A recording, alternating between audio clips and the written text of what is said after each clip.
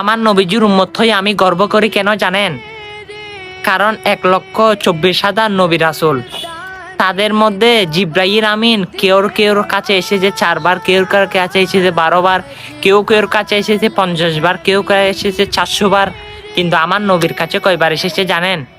24,000 বার। সুবহানাল্লাহ। তিনি ছিলেন ফেরেশতাদের সরদার।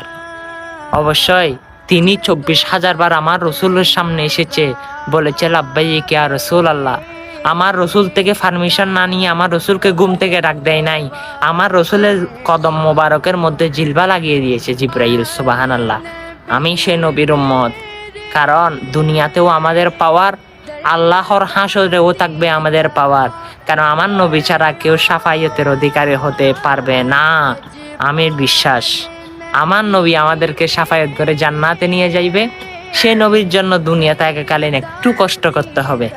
সে নবীর বাণীগুলো, সে নবীর সম্মানগুলো মানুষের কাছে তুলে ধরতে হবে। হ্যাঁ মুসলমান ভাই, সে নবীর শাফায়াত যদি পেতে চান, সে নবীর ভালোবাসা যদি পেতে চান, সে রসুলের এই সম্মানগুলো সকল মুসলমানের কাছে পৌঁছে যান। আমিন।